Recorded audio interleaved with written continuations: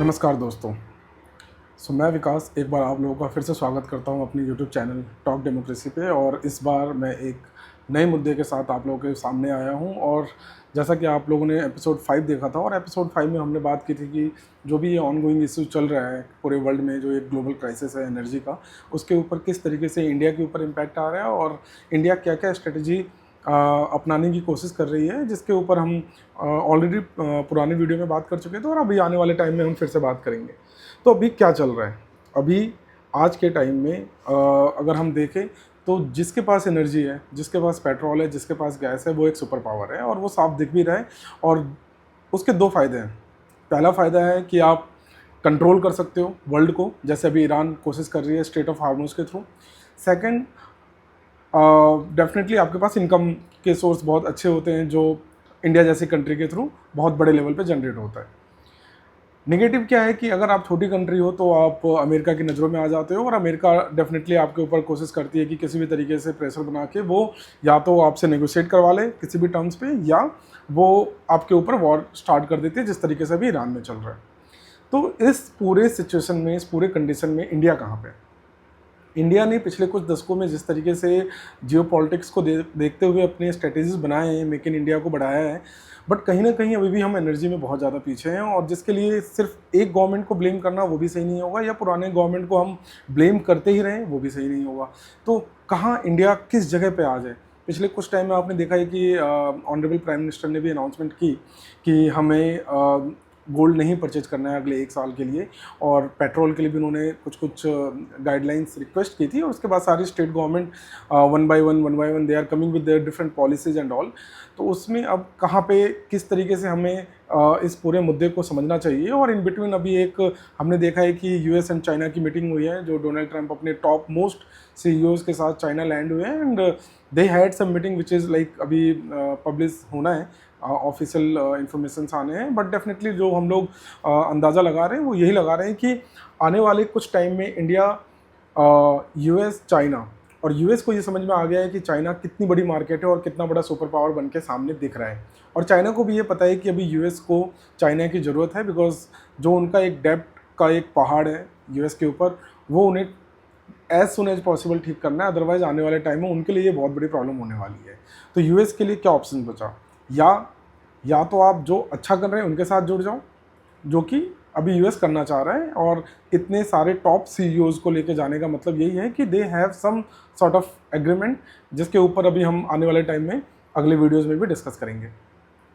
तो ये पूरा मुद्दा मैं समराइज करके आप लोगों के सामने क्यों लेके आया हूँ आज? मैं इसलिए लेके आया हूँ कि जो इंडिया को अब सोचना पड़ेगा एनर्जी के बारे में। बट मेरा क्वेश्चन ये है कि वो आज क्यों? इंडिया के इंडिपेंडेंस 1947 के बाद क्यों प्रीवियस गवर्नमेंट ने कभी इस बारे में सोचा नहीं? कभी भी किसी भी गवर्नमेंट ने ये सोचा था कि उनके जो बेसिक नेसेसरी की रिक्वायरमेंट है वो भी फुलफिल नहीं होगी? आज क्या हो रहा है? आज हमें पेट्रोल नहीं मिल रहा है बिकॉज ऑफ ईरान वॉर। आज हमें सीएनजी के लिए डिपेंडेंट रहना पड़ रहा है। फिर अभी कुछ दिन पहले मैंने देखा है बहुत बड़ा एक बजट एलोकेट हुआ है ऑलमोस्ट 36 और 37,000 करोड़ का, जिसमें हमें एनर्जी के बारे में हम लोग कोल के थ्रू गैस क्रिएट करने की कोशिश करेंगे। पूरे इंडिया के लोगों का यही क्वेश्चन है कि ये हमेशा हम उस टाइम क्यों जगते हैं जिस टाइम हमारे ऊपर बहुत इमरजेंसी सिचुएशन आ जाती है। पहले ये प्लानिंग्स क्यों नहीं होती है? हमारी कंट्री के अंदर नीति आयोग है जो हमेशा कुछ ना कुछ प्लान्स करते हैं, नई नई पॉलिसीज़ बनाते हैं। तो इस तरीके के सिचुएशन में फंसने के बाद, जहाँ पे हम अपने आप को एक अकेला देख रहे हैं, पूरे एक ग्लोबल प्लेटफॉर्म पे हम अपने आप को अकेला देख रहे हैं। ब्रिक्स की मीटिंग हुई है जहाँ पे रशियन फॉरेन मिनिस्टर भी आए थे। उन्होंने बोला कि नहीं, इंडिया के पास पूरा राइट है और वो अपने आप को डिसाइड कर सकते हैं कि उनको कहाँ से ट्रेड करना है, क्या करना है। बट कहीं ना कहीं तो ये दिख रहा है कि इंडिया अभी भी मजबूर है रशिया से ऑयल ना लेने के लिए, और उसके लिए वो टैरिफ का एक प्रेशर जो यूएस गवर्नमेंट ने इंडियन गवर्नमेंट के ऊपर लगाया हुआ है वो भी हम लोग को साफ पता चल रहा है। तो हम इस चीज़ को डिनाई नहीं कर सकते हैं कि यूएस के टैरिफ के प्रेशर की वजह से हम उनके साथ ट्रेड करना स्टार्ट कर रहे हैं। So this is something we need to understand कि कुछ ना कुछ तो जियो पॉलिटिक्स में चल रहा है, जो कुछ हम देख पा रहे हैं और कुछ हमारे नज़रों से बाहर है। अब कहानी ये आती है कि अगर चाइना और यूएस एक साथ मिल जाते हैं तो क्या होने वाला है?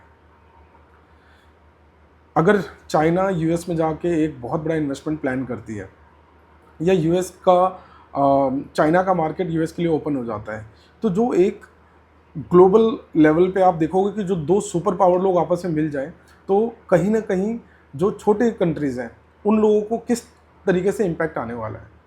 अब आप देख सकते हो कि इंडिया से सबको प्रॉब्लम क्या है, चाहे वो यूएस हो, चाहे वो चाइना हो, चाहे कोई भी ब्रिटेन हो।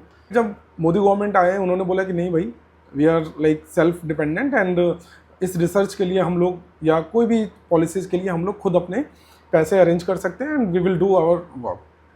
इसी तरीके से यूएसएड जो इंडिया के अंदर एक बहुत बड़े पैमाने पे एनजीओ को फंडिंग करती थी, और कहीं ना कहीं मोदी गवर्नमेंट को ये समझ में आ गया था कि ये फंडिंग सिर्फ और सिर्फ हमारे कंट्री के अंदर रिसर्च की पॉलिसीज़ के लिए तो नहीं हो रहा है, और ये इसके लिंक बहुत जगह बहुत लोगों के साथ लिंक था ये, और जो कि धीरे धीरे एफसीआरए और इन सब के टाइट ऑडिट के बाद ये पता चला कि जो हमारी कंट्रीज़ के अंदर कुछ भी एंटी नेशनल वर्क होते थे उसमें इन फंड्स का यूज किया जाता था।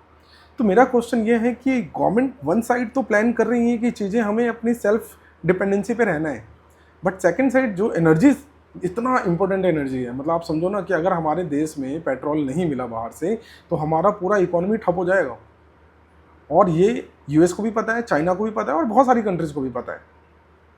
आज के डेट में डब्ल्यूटीओ का क्या हो रहा है, कोई नहीं सुन रहा है उनको। यूएन का क्या हो रहा है, कोई नहीं सुन रहा है उनको। रसिया यूक्रेन का वॉर आज तक बंद नहीं हुआ है, और आपको क्या लग रहा है कि ईरान इतनी ईजिली इन चीज़ों को छोड़ने वाला है?